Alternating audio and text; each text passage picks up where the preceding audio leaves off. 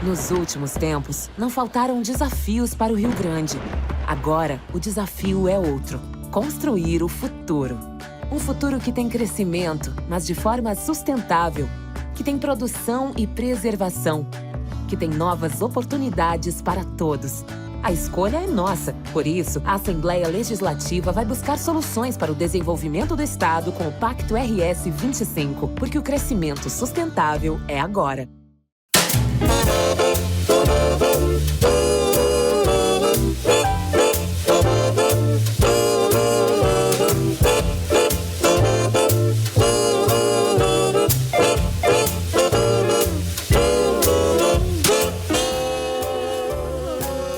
Sejam bem-vindos ao canal 525 TV Minuano.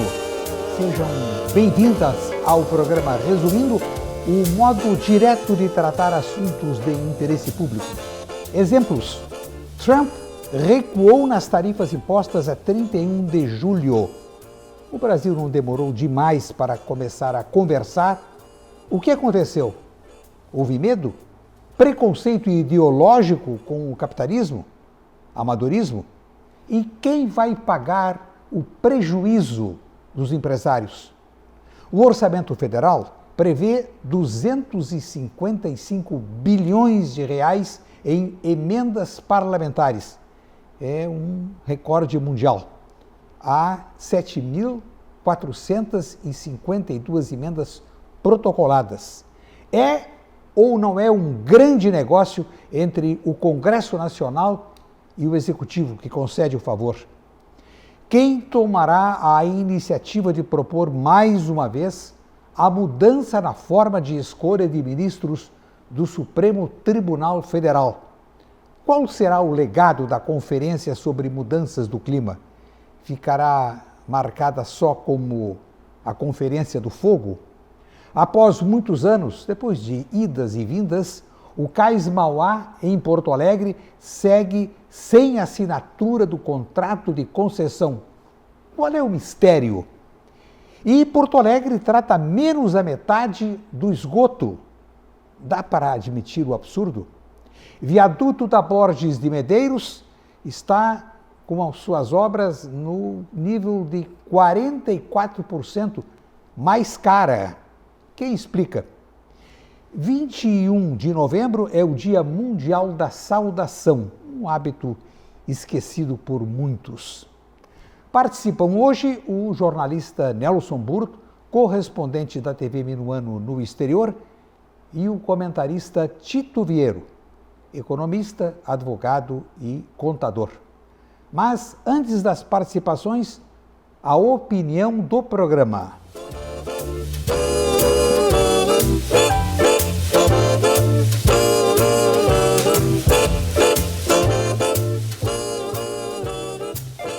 $1.600.000 brasileiros, infelizmente, andam dormindo mal. Esse é o culpado. Mostrem, por gentileza, a capa da revista Veja desta semana. O gatuno Daniel Vorcaro, que passou a mão no dinheiro alheio, e não foi pouco, 12 bilhões de reais. O Banco Master que ele comandava foi fechado e deixa um prejuízo bilionário. Diz a capa da revista Veja, Daniel Vorcaro, do Banco Master, famoso por sua vida de ostentação, está no centro de um dos maiores escândalos financeiros da história do país, que abala o mercado e deixa apreensivo o mundo político. Porque muito dinheiro do Fundo de Servidores Públicos Municipais e Estaduais foram canalizados para o Banco Master. É um caso, é um escândalo em cima de escândalo. E entre outras tramóias, o Banco Master prometia pagar juros muito acima do que os outros bancos pagam. E milhares caíram na armadilha. Há uma historinha muito conhecida que é preciso lembrar. Cuidado para não catar moedas no trilho do trem. Muitos andaram pelos trilhos, vendo moedas brilhando no chão, se abaixando para pegar, e de tão concentrados, contando o lucro que viria, não ouviram o apito do trem. E quando perceberam, era tarde. Foi exatamente essa historinha, se encaixa no escândalo deste banco. Investidores se agacharam para pegar a mais da rentabilidade, sem ver o trem da insustentabilidade financeira vindo em alta velocidade. O que aconteceu? Entre outros episódios, o Banco do Master saltou de 210 milhões há 6 anos. Há 6 anos, o que o Banco Master tinha era 219 milhões de reais. E no ano passado, registrava 4 bilhões e 700 milhões de reais. De 219 milhões para 4 bilhões e 700 milhões. Todo mundo correu atrás dos juros altíssimos desse banco. Multiplicou por 25 vezes em 6 anos o seu capital. Dava para desconfiar, não dava?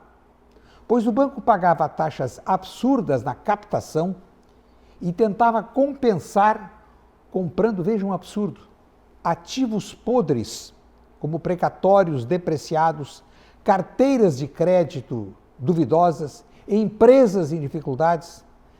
Era um castelo de cartas. E a questão não era se ia cair, se o banco ia cair, mas quando iria cair. Caiu. Um lembrete dos especialistas do mercado financeiro. Para quem está começando a investir, alguns esclarecimentos. Primeiro, a rentabilidade muito acima do mercado é o sinal de alerta, não a oportunidade. Desconfie sempre. Segundo aviso, diversifique. Não concentre patrimônio em uma instituição, como muitos fizeram, especialmente as que oferecem taxas irreais, como esse banco. Terceiro, prefira bancos grandes e sólidos que pagam rentabilidades justas com segurança real. Pergunta final. Onde estavam os órgãos de fiscalização, a começar pelo Banco Central, que tem poder de entrar, olhar a contabilidade, examinar, ver o que está correto, o que não está correto? Durante meses e meses, ficaram discutindo sobre a saída do presidente do Banco Central, Roberto Campos Neto, nomeado pelo governo anterior, e a substituição do novo presidente, nomeado pelo atual governo. Uma briga, manchetes, uma confusão danada. Mera disputa política, mera politicagem. O fundamental, que é a fiscalização dos procedimentos deste banco criminoso e de outros, o fundamental foi esquecido. Esquecimento caro e amargo de tirar o sono das vítimas.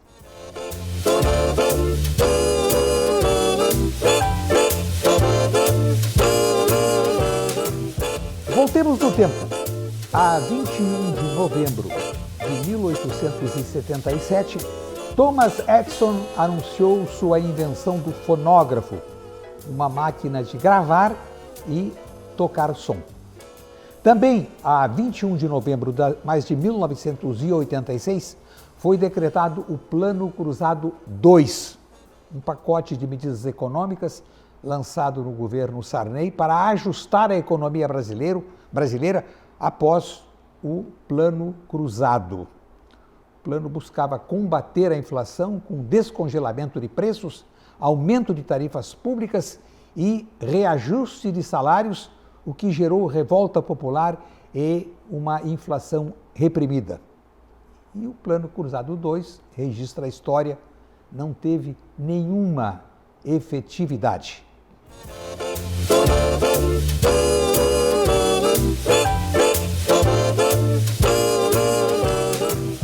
Hoje vamos visitar o Museu da Batata Frita, que se localiza num antigo edifício datado do século XIV, na cidade de Bruges, Bélgica. foi inaugurado o museu em 2008 e conta a história da batata frita, passando pela origem belga dessa iguaria, com técnicas de preparação e de tempero. No primeiro andar é possível provar batatas fritas de acordo com a tradição belga. Entre os numerosos artefatos em exposição, é possível destacar uma antiga fritadeira restaurada, vasos representando diversas variedades de batata, pinturas e fotografias de tradicionais pontos de venda. O museu celebra a importância cultural da batata frita no país, apresentando a história da batata desde a América do Sul até sua popularização como um prato belga. Mostra também uma coleção de objetos relacionados ao consumo e ao preparo de batatas fritas, incluindo utensílios antigos e réplicas de estabelecimentos comerciais.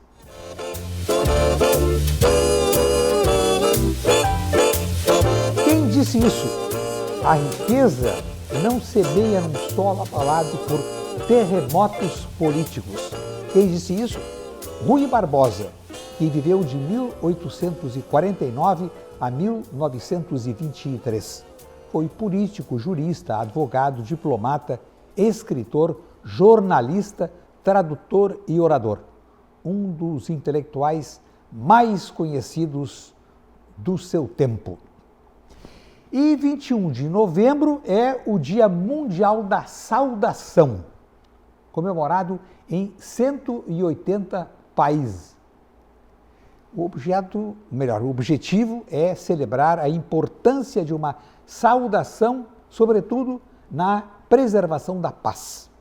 O ato de saudar ou cumprimentar outra pessoa tem um forte significado e é capaz de até apaziguar conflitos e criar ambientes saudáveis.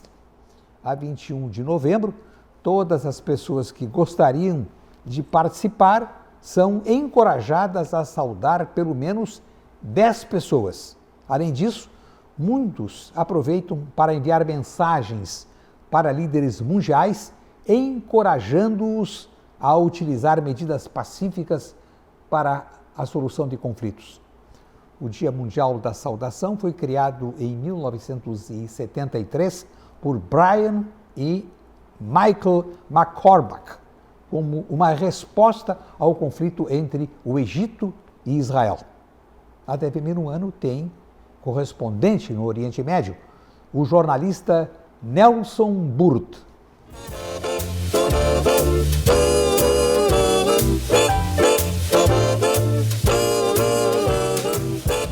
Seja bem-vindo, Nelson. Nos diga qual a pronúncia desta palavra saudação na língua hebraica e na língua árabe. Amigos da TV Minuano, a principal saudação em hebraico e também em árabe é praticamente a mesma palavra, shalom em hebraico e salam em árabe. E muitas vezes se usa também a terminologia shalom aleichem em hebraico, salam aleikum em árabe, que seria que a paz esteja convosco, quando alguém chega em algum lugar e cumprimenta alguma pessoa. Essa seria a principal saudação, tanto em hebraico como em árabe, palavras muito similares e terminologias que a saudação é um desejo de paz. Então, esse significado, a questão da etimologia de uma saudação é realmente um desejo de paz ao próximo, paz de espírito e entre as pessoas. Que bom saber isso, essa proximidade a partir da pronúncia, da grafia. São grafias diferentes, mas o som das palavras é praticamente o mesmo. Parte da imprensa mundial costuma enfatizar dificuldades absolutas de convivência na região. Ocorrem episódios de guerra, lamentavelmente, mas como é o convívio de diferentes procedências em Israel? Por exemplo, quantos árabes, qual a população total de Israel e quantos são árabes? 10 milhões de habitantes, sendo mais de 2 milhões de árabes. Destes árabes, 80% muçulmanos, 20% cristãos. 75%, entre 73% e 75% desses 10 milhões, 20% de árabes, sendo 80% desses 20% muçulmanos, e tem mais entre 5% a 7% de outras minorias. Há mesquitas em Israel? Várias mesquitas das mais variadas tendências, mas a grande maioria são sunitas. Nos explique um pouco mais sobre a característica da facção sunita. Os sunitas, suni significa tradição. Os sunitas, eles se acreditam que eles seguem a linha direta do Maomé, profeta e mensageiro. E a partir daí, eles seguem uma linha, e 80% dos muçulmanos do mundo se identificam como sunitas. E apenas 20% xiitas ou de outras revelações minoritárias dentro do Islã. Uma característica de mesquitas sunitas é quando tem uma torre do lado da mesquita. Essa é uma das características. Nelson, e a posição, existem árabes no parlamento israelense? Existem partidos árabes, existem árabes também que estão em outros partidos.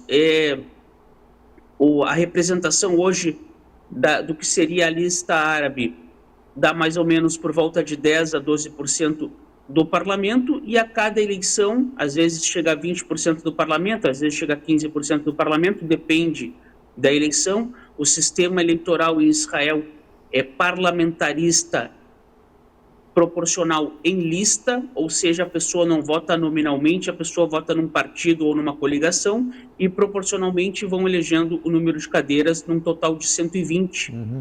Então, para a próxima eleição, que deverá ocorrer por volta de outubro ou novembro do ano que vem, se não forem convocadas antes as eleições, a lista árabe unida deverá concorrer, e pelas pesquisas devem fazer entre 8 a 15 cadeiras de 120. Nelson, e árabes que dá para nominar árabes, a procedência árabe, eles são cidadãos israelenses? Os árabes, que nós chamamos de árabes israelenses, são pessoas que nasceram no Estado de Israel e têm a cidadania israelense. A grande maioria tem essa condição.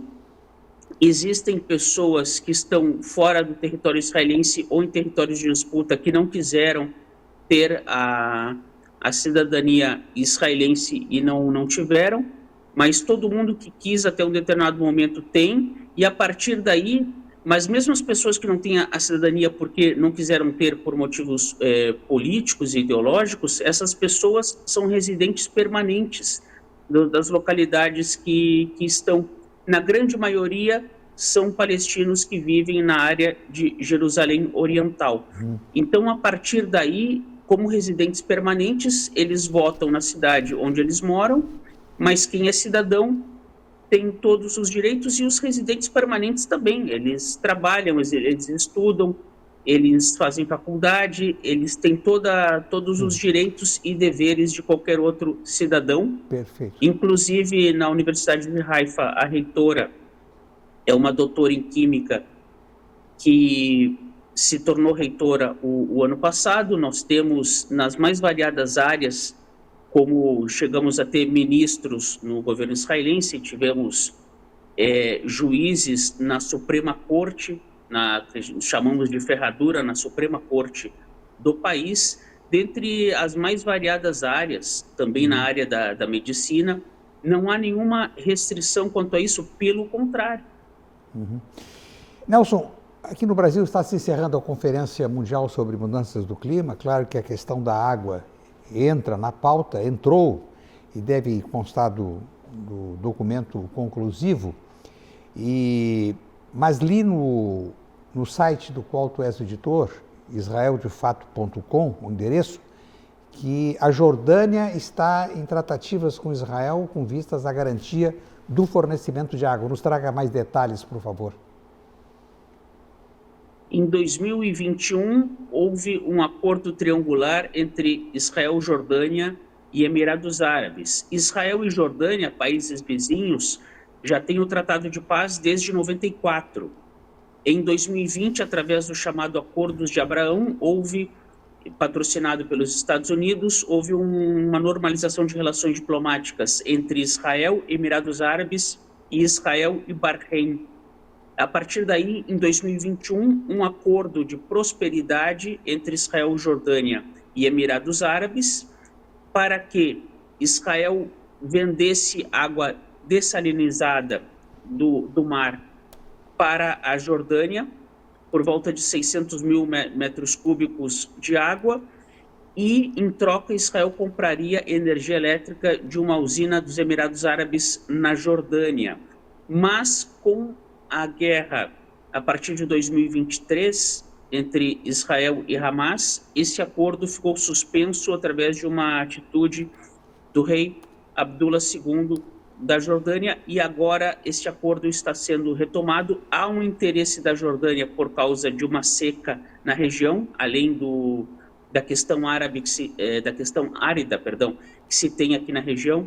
Há um interesse de comprar esta água de Israel, e, em contrapartida, Israel compraria a energia elétrica, porque Israel usa para energia gás e combustão, e comprando essa energia através da usina na Jordânia feita pelos Emirados Árabes, isso aí vai ajudar também Israel. É um acordo triangular muito interessante. Só para constar, desde 2020, nos Emirados Árabes, principalmente Abu Dhabi e Dubai, existem 3 mil israelenses desde 2020 morando nos Emirados Árabes. Existe representação diplomática de Israel nos Emirados Árabes desde então, e por volta de 200 mil israelenses visitaram os Emirados Árabes desde então. Mais de 200 mil israelenses. Na época da guerra houve uma restrição de voos, mas ainda continuavam tanto empresas dos Emirados Árabes vindo para Israel, como empresas israelenses indo para lá, voos diários para Abu Dhabi e Dubai. Nelson Burto, jornalista correspondente da TV Minuano no Oriente Médio, muito grato pelas informações, um abraço. Um grande abraço e até a próxima. Nelson Burto, jornalista que semanalmente atualiza as informações sobre a região do Oriente Médio e de outras partes do mundo. E agora vamos conversar com o economista, advogado, contador, Tito Vieira, comentarista desse programa. Tito, seja muito bem-vindo. Muito obrigado, Armando Burgi, hoje com redobrada alegria, porque no Dia Mundial da Saudação, se a meta individual é saudar ao menos 10 pessoas, ao saudar a audiência da TV Minuano, eu extrapolo em muito essa meta. Então, uma alegria poder saudar a todos. Ok. Vamos aos assuntos polêmicos do dia. Tito, o Donald Trump recuou nas tarifas impostas a 31 de julho. E eu pergunto, o Brasil não terá demorado demais para começar a conversar? O que aconteceu? Houve medo, preconceito ideológico contra o capitalista Donald Trump? Houve amadorismo? E quem vai pagar o prejuízo dos empresários que perderam o mercado? Olha, nesse mesmo programa nós tivemos lá, quando do início da taxação, fizemos o seguinte prognóstico, de que o Trump tinha um prazo de validade para essa adoção de taxação, porque os produtos nos Estados Unidos iriam encarecer e ele começaria a sofrer pressões internas.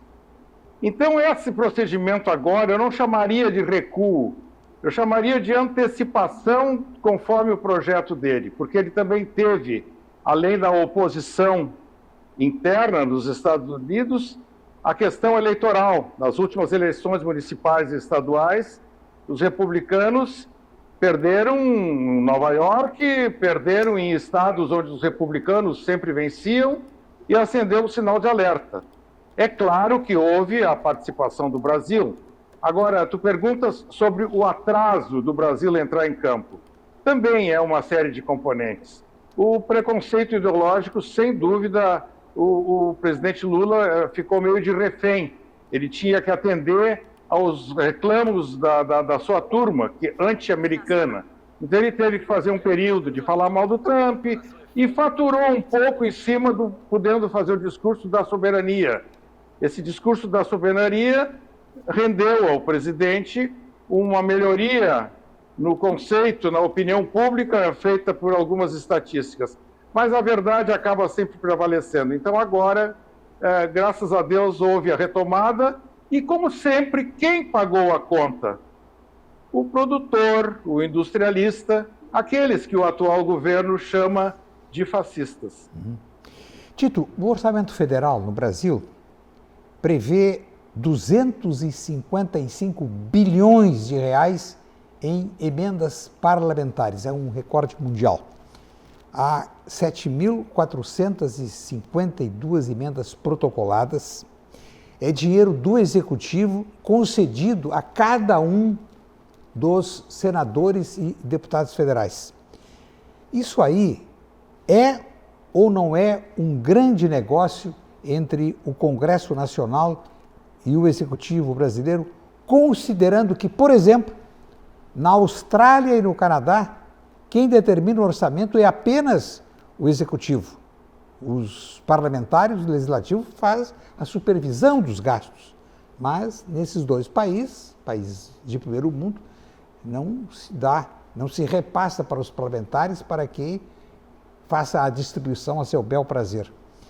E já em países como a Itália, Portugal e Espanha, que admitem emendas, o mecanismo não chega a 1% das despesas obrigatórias. E no Brasil, esse número chega quase a 24%, Tito. Dá para entender a jogada?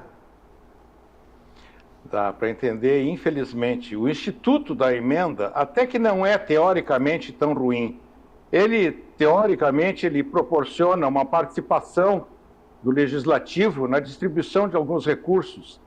Mas isso teoricamente, porque deputados e senadores eleitos, eles são representantes de todo o eleitorado estadual e representado na Câmara ou no Senado. Acontece que com esse Instituto da Emenda, ele acaba fazendo um gerenciamento pró-reeleição, ou seja, ninguém assegura que o recurso vai ser aplicado naquilo que o Estado mais precisa. Não, ele vai fazer a aplicação daquilo que lhe garantirá um retorno maior em termos de reeleição. Então, não era para ser, mas infelizmente acaba sendo um balcão de negócios. Com isso, com essa benesse de poder garantir reeleições, ou pelo menos deixar encaminhada, cria uma obrigação com o governo central.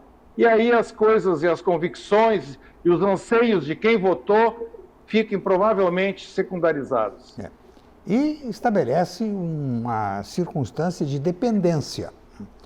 O parlamentar que não vota conforme a vontade do Executivo tem o pagamento adiado e adiado. Aí começam as negociações. Se você votar conosco, o dinheiro sai. Se não votar, vai esperar um pouquinho sentado. Então é um jogo muito indecente, sem ética, sem princípio nenhum. Muitos acabam sendo forçados a votar com o governo. Por aí o instrumento do Executivo, né, que recebe o dinheiro, que é o dono do caixa. Então, isso, infelizmente, acho que não termina nunca no país. Houve a nomeação anunciada ontem de um novo ministro para compor o Supremo Tribunal Federal, substituindo o ministro Barroso, que se aposentou prematuramente, e mais uma vez a escolha recaiu sobre um advogado de carreira do governo federal que é muito ligado ao presidente, por várias razões. Eu pergunto, quem tomará, se é que algum dia alguém tomará a iniciativa de propor, e mais uma vez, a mudança na forma de escolha de ministros do Supremo Tribunal Federal? Eu lembro que o ex-senador Lazier Martins encaminhou projeto que está tomando poeira em algum armário do Senado Federal. Esta é uma outra circunstância que jamais mudará, Tito? Eu não tenho muita esperança de que mude. Se nós observarmos bem por quê, e eu não faço aqui nenhum juízo de valor, porque eu não conheço a capacidade técnica do indicado, mas o senhor e a senhora que nos acompanham, pensem comigo, por que algumas notícias elas vêm à tona em determinado momento? Olha o que aconteceu de ontem para cá. A nomeação do substituto do ministro, que é algo que suscita discussões e as atenções ficam voltadas para isso. Hoje, a discussão da prisão do ex-presidente Bolsonaro, se vai para Papuda, se não vai. Isso toma conta do noticiário. A quem beneficia o noticiário estar ocupado com assuntos assim urgentes? Eu não quero mudar a pauta do programa, mas certamente é para esconder o que a COP30 está deixando para nós. E faz mais uma vergonha nacional. Então a gente segura, todos os governos fazem isso, seguram notícia. Essa nomeação poderia ter saído em qualquer momento. A questão da prisão do Bolsonaro também, mas sai tudo junto no momento onde não se fala naquilo que é vergonhoso. Tito, temos mais uma notícia para comentar. E, a propósito do que referiste da conferência, eu pergunto qual será o legado da conferência sobre mudanças do clima? Será que ficará marcada só como a Conferência do Fogo? Eu vou pedir à produção que mostre a capa da edição da revista Isto É desta semana, que foi publicada hoje pela manhã. Aí está. Adeus petróleo. Conferência do Clima em Belém reforça a importância de se criar uma agenda que leve à substituição dos combustíveis fósseis, mas o assunto está longe de um consenso. Esta notícia é de ontem. E hoje, no final da manhã, as agências noticiosas, a partir do trabalho dos repórteres que estão em Belém do Pará, dizem que as questões de petróleo ficarão fora do documento final. Não resistiu nem um dia. Quer dizer, o lobby do petróleo foi lá e deu um cala-te-boca.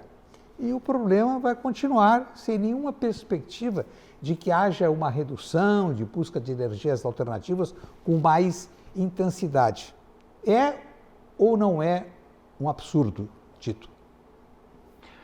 Cada vez que está para se realizar uma conferência como a COP, acendem-se esperanças. Eu, particularmente, confesso que tenho esperanças de que dessa vez haja verdadeiramente alguma decisão que se materialize.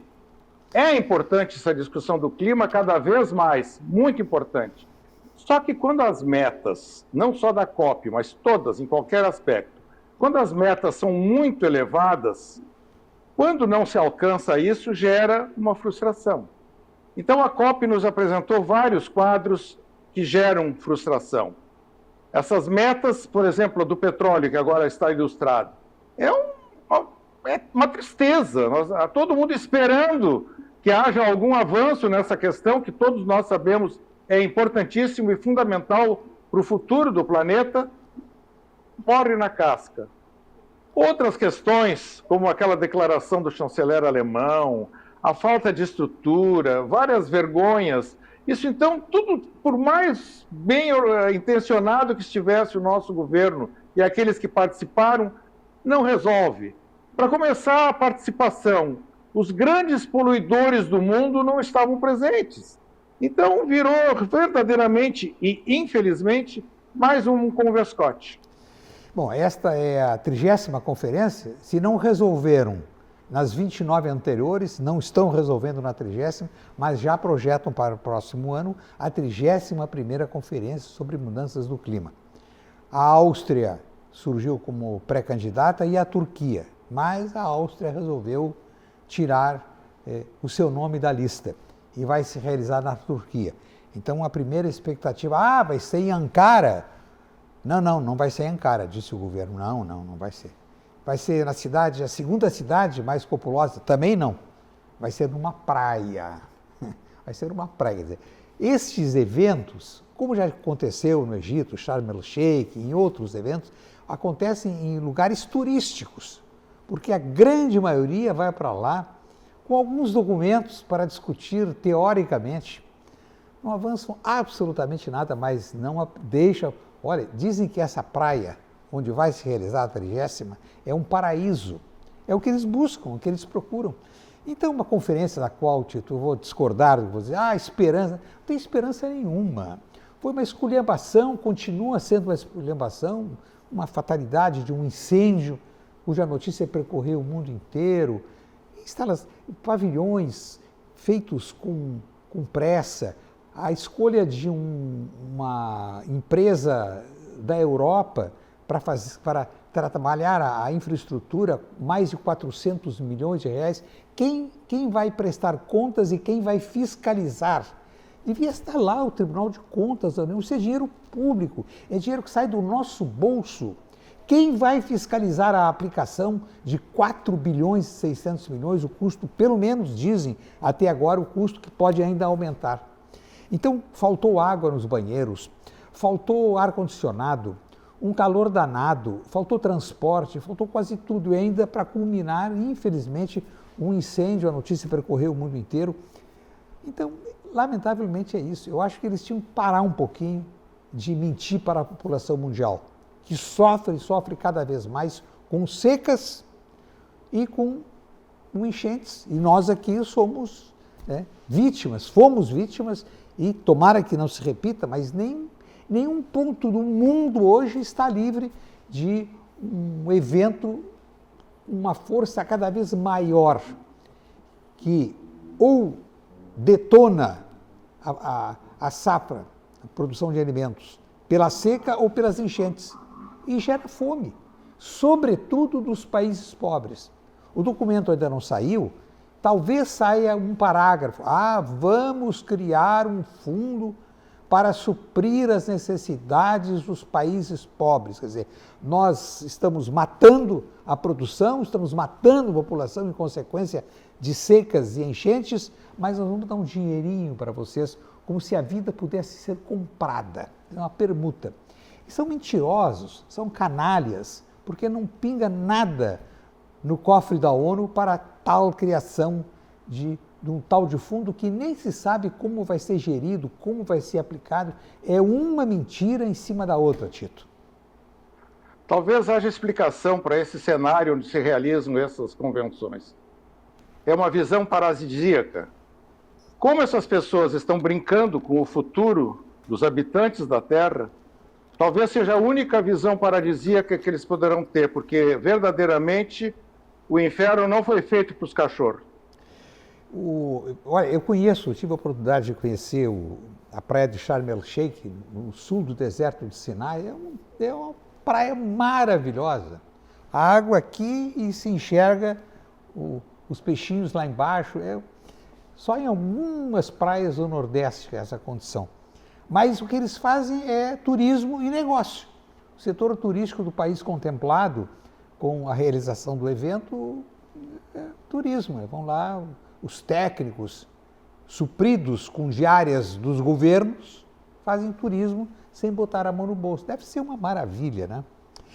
Tito, vamos a um assunto local. Após muitos anos, depois de idas e vindas, o Cais Mauá segue sem assinatura do contrato de concessão. Eu lembro que na eleição, na sucessão do prefeito Alceu Colares, todos os candidatos, já disse uma vez aqui e vou repetir, todos os candidatos a sucessão de Colares como prefeito, assinaram um documento que foi registrado no cartório em que eles se comprometeram a dar uma solução para o cais Mauá, que fica no centro da cidade e está desmobilizado. Os navios de grande calado não entram mais no nosso porto, entre outras questões. Então, foi transferida a pequena operação para um pouco adiante, que é o cais Navegantes. Você presidiu essa área no governo Rigoto. Foi no governo Rigoto? Brito e Rigoto. Brito e Rigoto. Qual é o mistério para impedir que aquela área tenha um aproveitamento turístico, basicamente turístico, como tem em várias outras cidades? O Correio do Povo hoje publicou uma fotografia tomada do alto de um edifício da Avenida Mauá. É o que não se vê, se passa pela avenida e não se vê, mas o teto dos armazéns completamente destruídos, é um horror. E aquilo está tombado pelo patrimônio histórico, cultural histórico, né? Será que os fiscais do IFAM não estão vendo nada? Que absurdo. Qual é o mistério, Tito Vieiro? Burde, se é mistério, se eu souber o que é, deixa de ser mistério. O que eu posso lembrar é que quando eu estive com a oportunidade, junto com uma equipe, à testa desse problema, as discussões municipais elas não tinham tanto fundamento, porque a área, o porto, constitucionalmente pertence à União e havia uma concessão de exploração para o Estado do Rio Grande do Sul. O que nós podemos fazer de essencial e que hoje oportuniza o andamento disso? É a transferência das operações do Cais Mauá para o Cais Navegantes. Nós fizemos as licitações, fizemos a infraestrutura, houve a transferência, desocupou-se o Cais Mauá. Pronto, agora não tem mais porquê. Perduravam ainda algumas discussões, vamos derrubar o muro, não vamos derrubar o muro. Quanto tempo se perdeu com isso e precisou vir uma enchente versão 2024 para poder acontecer isso, para poder, pelo menos, esse assunto ficar pacificado. Agora, é só tocar para frente. Agora, eu não sei o que está acontecendo. Sempre há interesses, eu não conheço o contrato, as soluções técnicas para a defesa da água ainda continuam sendo debatidas, portanto, é como tu disseste, é um mistério. Eu, como cidadão porto-alegrense e gaúcho, eu gostaria muito que esse mistério fosse publicizado, a solução dele. O que está acontecendo? Eu não tenho essa informação. Não consigo entender como é que a Câmara Municipal, a quem cabe fiscalizar, não tomou uma iniciativa. Ficam discutindo questões ligadas a guerras no exterior, ficam por aí. E está no nariz, a poucas quadras do Palácio Aloísio Filho. Aliás, quando cito o nome do Aloísio Filho, eu homenageio parlamentares que honraram a Câmara Municipal de Porto Alegre, entre tantos outros. Alceu Colares, entre eles, foi quando começou a sua carreira política. Está ali ao lado e eles não veem nada. Não veem nada. Retardaram a construção da orla. Repito, foi no governo Colares que surgiu o projeto de urbanização do que antes era uma área de jogar lixo, campinhos de futebol, encontro de marginais a partir do final da tarde, não dava para passar por ali.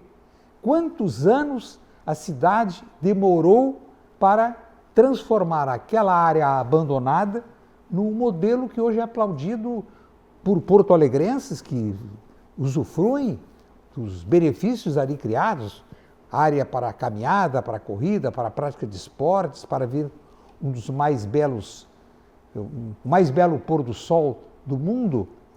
Demoraram, e pelo que se vê, olha, eu vou repetir, 1987 o problema foi posto na mesa.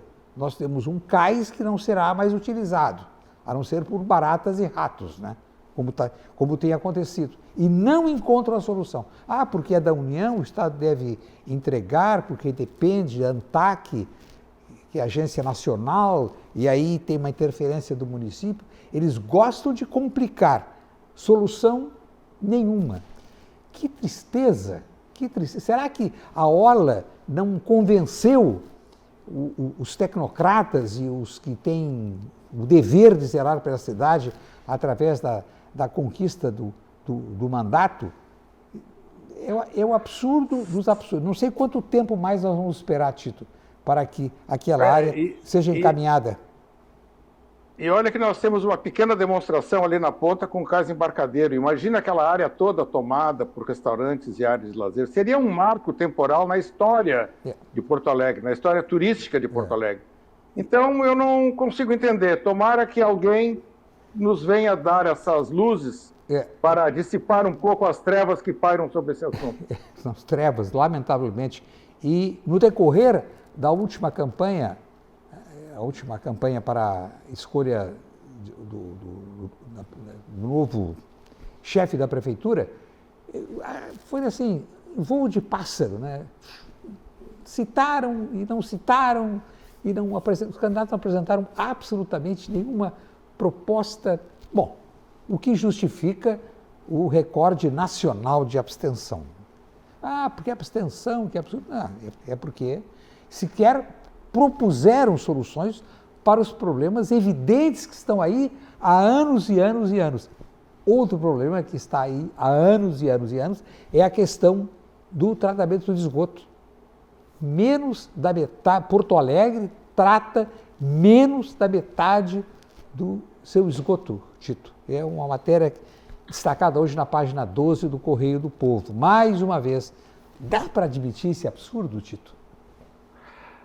Nós temos que reconhecer que quando alguém assume a prefeitura, ele tem diante de si um rol de necessidades que tem que ser providenciadas, né? Ser sanadas, cumpridas.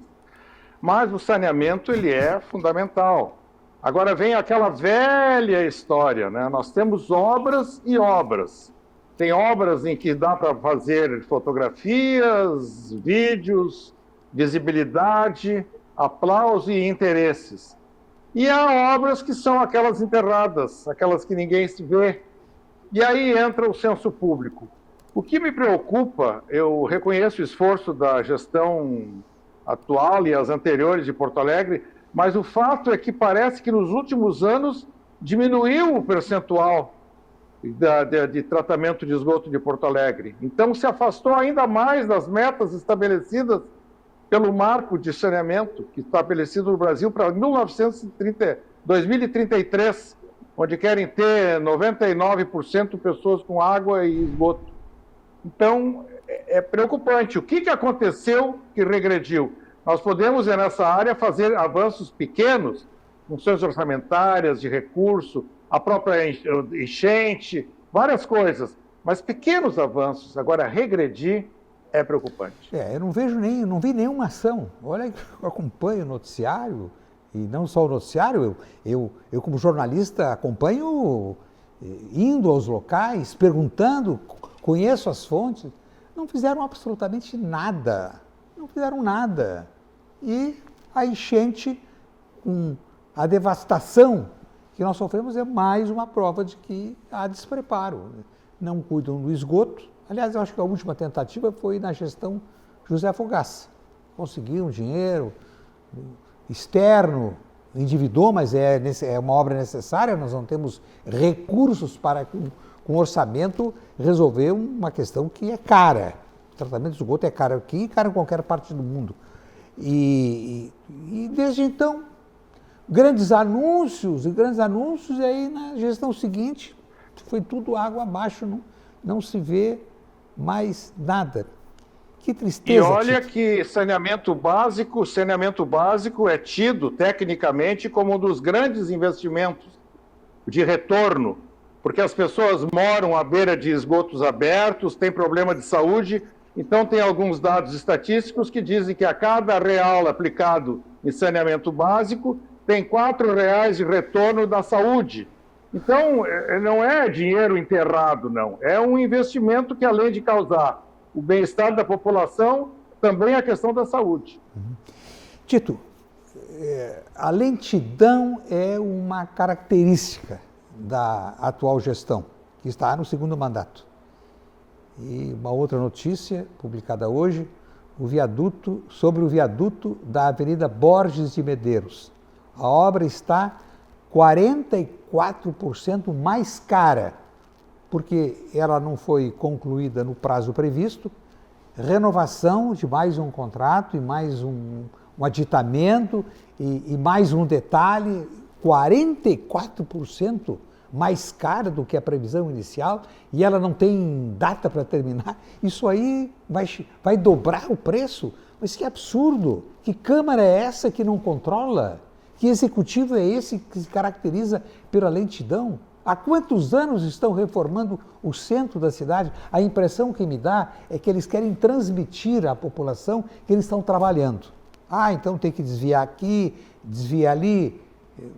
O centro, a Avenida Borges e as ruas laterais perderam o fluxo.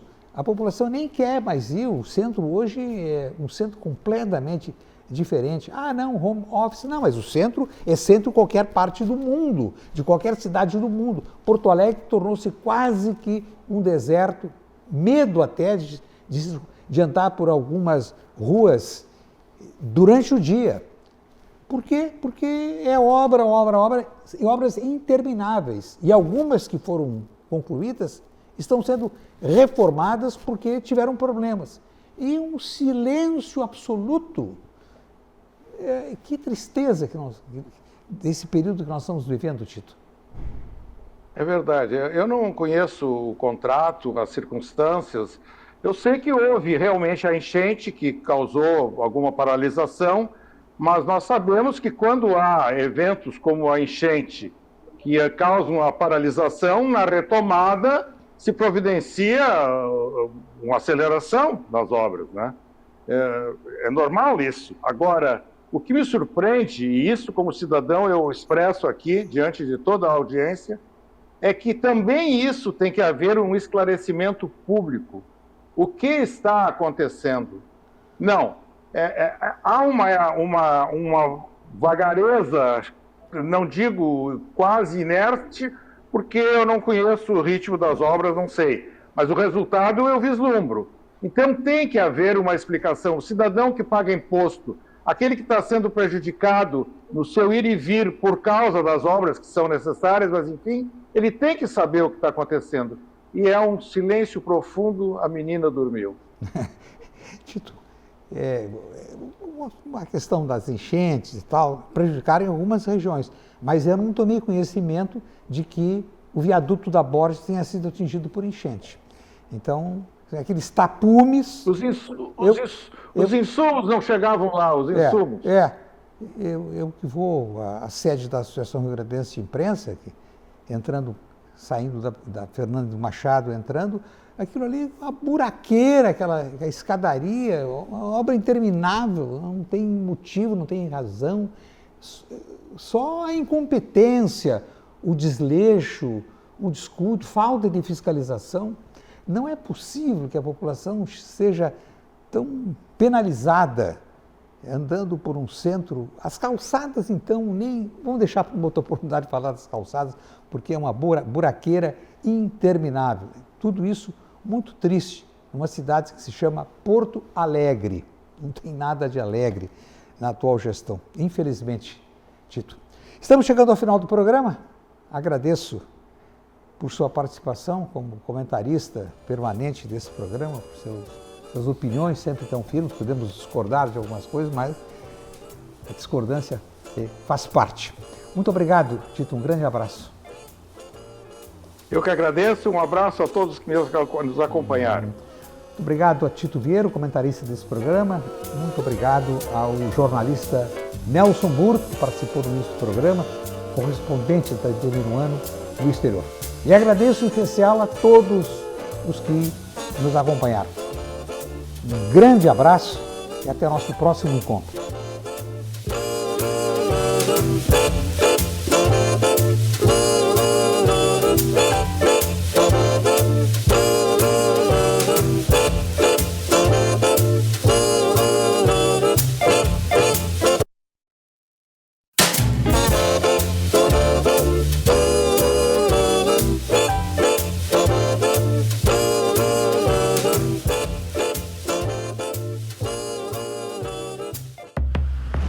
Nos últimos tempos, não faltaram desafios para o Rio Grande. Agora, o desafio é outro: construir o futuro. Um futuro que tem crescimento, mas de forma sustentável, que tem produção e preservação, que tem novas oportunidades para todos. A escolha é nossa. Por isso, a Assembleia Legislativa vai buscar soluções para o desenvolvimento do Estado com o Pacto RS 25, porque o crescimento sustentável é agora.